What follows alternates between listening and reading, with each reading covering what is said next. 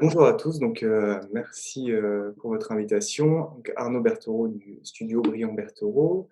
Nous sommes un studio parisien et récemment on a une deuxième agence en Bretagne. On est un studio de 5 personnes.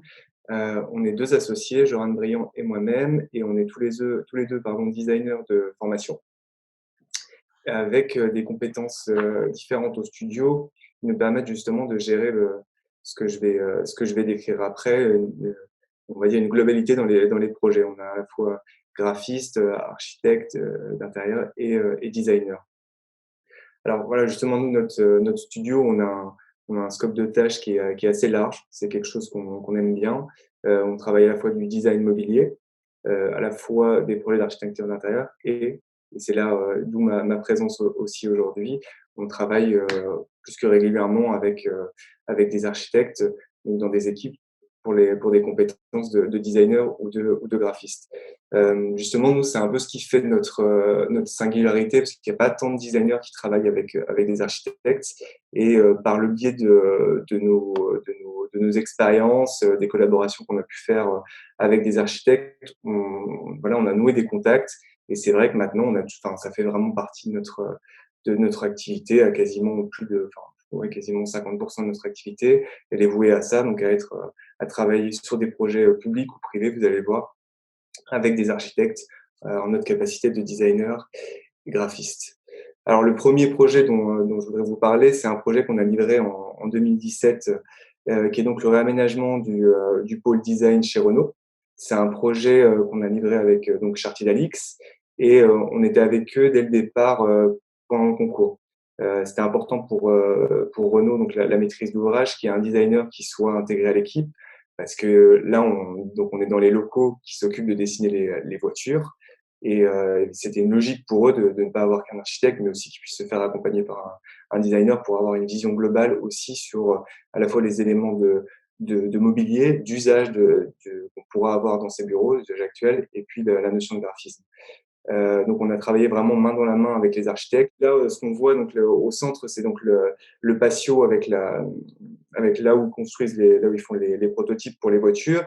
Et ce que vous voyez derrière, c'est une passerelle. Et ça, donc, c'est les architectes qui ont eu cette idée de venir nouer autour du patio des passages. Et nous, notre travail, ça a été justement par le biais d'un travail graphique, à la fois d'être représentatif en fonction des studios qu'on voit, et à la fois d'avoir, à certains endroits, il y a un besoin de confidentialité qui est beaucoup plus important, et voilà, de venir parfois densifier le graphisme de sorte qu'on ne puisse pas tout voir de l'atelier.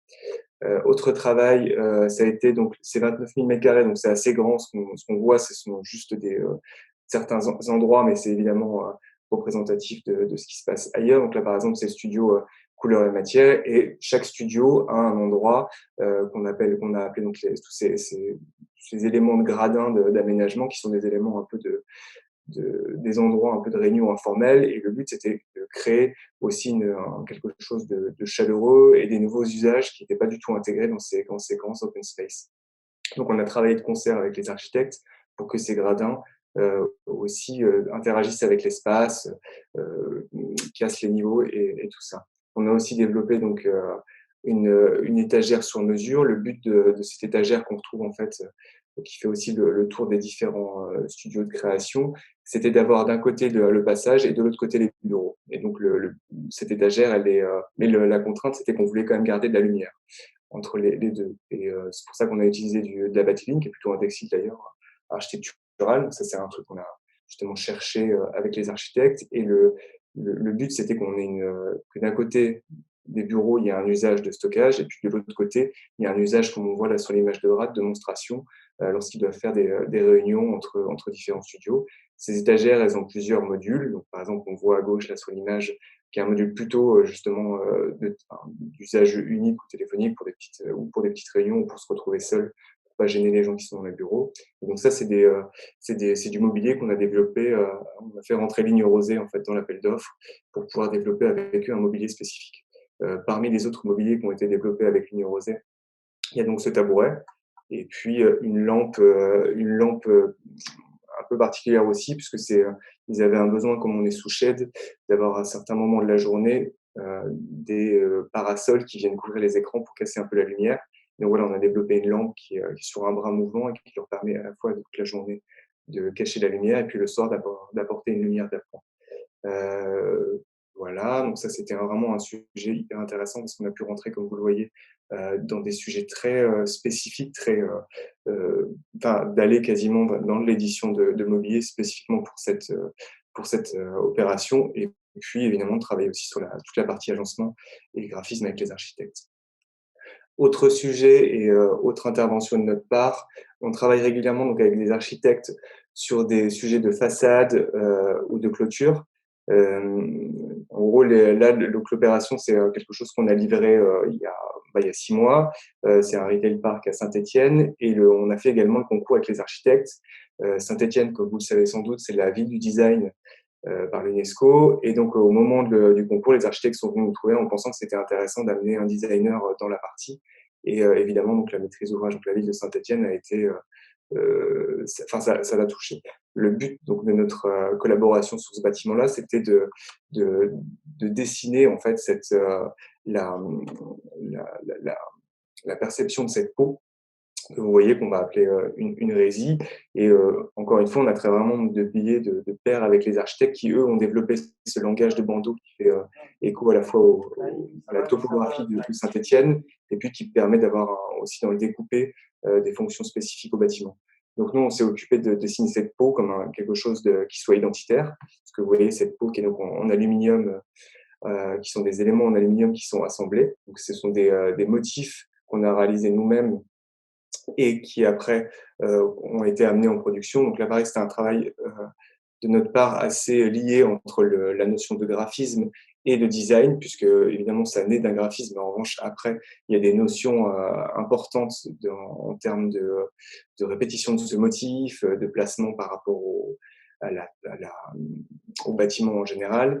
Et puis, c'est là où on a suivi vraiment le chantier de A jusqu'à Z parce que après, il a fallu évidemment, quand il y a eu les appels d'offres et tout ça, aller voir les industriels, travailler avec eux pour qu'on puisse le faire, parce qu'en gros, c'est sur 30 000 m² de surface. Et à cette échelle, ça n'avait jamais été fait, on va dire, des panneaux comme ça de résis sur mesure. Il y a 1500 panneaux. Et ça a été vraiment un travail extrêmement intéressant aussi de pouvoir développer ça donc, sur une durée de 5 ans. On a également réalisé du mobilier sur mesure dans l'espace, on va dire, un peu VIP journaliste, où on a repris là aussi ce langage d'aluminium, de tôle cintrée et du bois pour rendre cet espace aussi très, très spécifique et très communicant pour Style. Autre projet, là, alors là, à la différence des autres projets, celui-là, donc c'était un bâtiment qui était construit par Nicolas Lenné et Dimitri Roussel, qui est à Bordeaux, hein, qui est un bâtiment, je crois que c'était pendant un moment, d'ailleurs, ça a été un des plus gros bâtiments en bois et structure bois qui était construit, donc qui a été livré il y a 3 ans. Et eux, donc le bâtiment était déjà avancé et ils avaient besoin, en gros, d'une intervention à 1% artistique, mais qui soit utile. Donc ils nous ont appelés parce qu'on se connaît bien et ils nous ont dit qu'ils avaient une nécessité sur un escalier et qu'ils voulaient avoir notre regard là-dessus. Donc le bâtiment, c'est un bâtiment qui fait 7 étages et notre intervention, ça a été de créer cet escalier qu'on qu'on a appelé magistral et qui est vraiment comme ça, hein, qui se retrouve au centre d'un patio qui est construit en termes de matérialité, entre bois et béton. Et nous, on a voulu avoir cet effet un peu de poésie, presque de cage à oiseaux qui viennent emmener l'utilisateur de sorte que ça ne soit pas juste, enfin qu'on se dise pas juste je prends l'escalier, mais qu'il y ait vraiment, et là on le voit difficilement sur les photos, mais qu'il y ait une notion de moirage et de voyage qui se passe entre les différents étages. Comme vous voyez, il y a des patios et donc on a eu à la fois un travail, on va dire assez on va dire artistique, dans le sens où on a vraiment voulu évoquer cette notion de rythme, de métal, de cage, mais cage évidemment dans le bon sens du terme, et puis aussi un travail sur la logique industrielle, de sorte que les paliers se répètent entre eux sans qu'on s'en rende compte après. Donc voilà, autre sujet. Et puis bon, les sujets qui sont en cours actuellement, qui sont encore un autre type de collaboration. Donc c'est un bâtiment qu'on fait avec les architectes Coliofi et associés, qui se trouve à Bagnolet, qui sont donc 29 000 m² de bureaux. pour Novaxia. Et notre intervention là-dessus, elle est plus de l'ordre, enfin, elle est complètement de l'ordre de l'architecte d'intérieur, où nous, on s'occupe de justement dessiner, décorer tous les espaces nobles, les espaces d'arrivée tels que vous voyez l'accueil, et puis bah, là, les parties working café. Et là, ce qui est intéressant, c'est que le bâtiment était aussi assez avancé quand on a commencé à travailler dessus, mais les architectes sont venus nous trouver parce qu'ils aiment bien notre manière de concevoir les espaces intérieurs, et on sait on travaille régulièrement avec eux, qu'on a un dialogue commun, voilà, sur la mise en place d'espaces qui font une part belle à la lumière, qui mettent en place qui mettent en avant le minéral et tous des matériaux simples et pourtant voilà, qui restent élégants comme le bois, le terrazzo et le béton. Voilà.